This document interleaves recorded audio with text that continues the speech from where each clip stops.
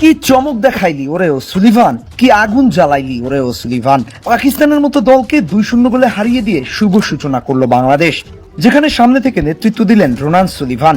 প্রথমে মেসির মতো ফ্রি কিকে গোল, পরে রোনালদোর মতো হেডার। অসাধারণ অসাধারণ।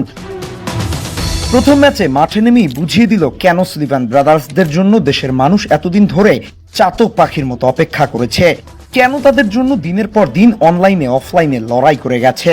ম্যাচের শুরু থেকেই বাংলাদেশ পাকিস্তান একে অন্যের উপর ঝাঁপিয়ে পড়ে। কাগজে কলমে শক্তির বিচারে বাংলাদেশের চেয়ে এগিয়ে ছিল পাকিস্তান, কিন্তু বল মাঠে গড়াতেই যেন সেই কাগজ কলম ছুঁড়ে ফেলে দিয়ে নিজের মতো লাল সবুজের তুলিতে নতুন বাংলাদেশের গল্প লিখলেন।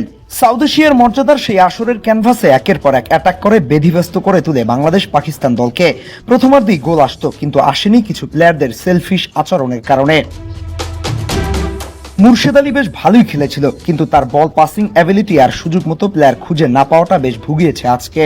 বক্সে রোনান সুলিভান পুরোপুরি ফাঁকা ছিল, তবুও মোর্শেদ আলী বল না ছেড়ে নিজেই ফার্স্ট বারে ব্যর্থ ট্রাই করলো, যার ফলে গোল বঞ্চিত হয় বাংলাদেশ।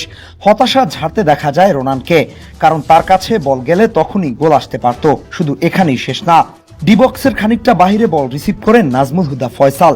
বায়ে ফাঁকায় থাকা রোনানকে রীতিমতো ইগনোর করলেন। রোনান বক্সে থাকা অবস্থায় একটা থ্রু পাস আশা করেছিলেন, সেটাও না পেয়ে তিনি বায়ে সরে এসে নিজেকে ফ্রি করলো, তবুও ফয়সাল পাস দিলেন না।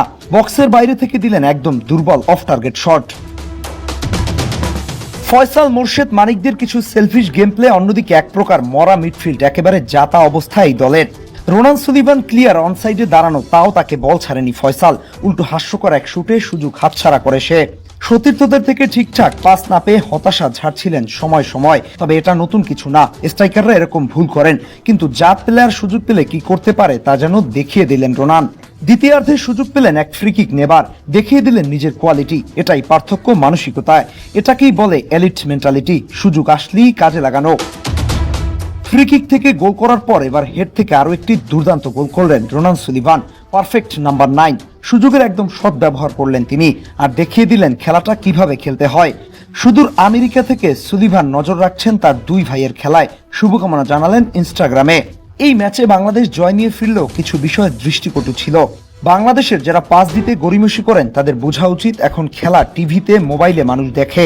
আগে আরহামের সাথে পাস না দিয়ে থাকা গেছে, এখন সেই সময় নেই। এখন মানুষ খেলা দেখে, সমালোচনা করে। তাই এরকমের ভুল করা থেকে বিরত থাকতে হবে নিজের ভালোর জন্যই। কারণ সমর্থকেরা মুখ ফিরিয়ে নিলে খেলোয়াড়ের ক্যারিয়ার বলতে আর কিছুই থাকে না, সমর্থকই কিন্তু সব।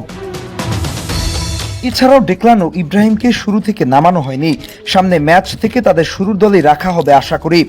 একটা বিষয় বুঝতে হবে, এদের সমর্থকেরা এত কাঠখড় পুড়িয়ে এই দুইটা ভাইকে আনার পর খেলায় এই অবস্থা দেখে ওদের বাবা, যিনি আবার কোচও, নিশ্চয়ই বুঝতে পেরেছেন এখানে কিভাবে ইগনোর করা হচ্ছে সুযোগ থাকার পরও। এমন কিছু কারোই করা উচিত না, যাতে মনে হয় অরিজিন প্লেয়ারদের আমরা যথাযথ সুযোগ দিতে চাই না। শুভকামনা বাংলাদেশের জন্য।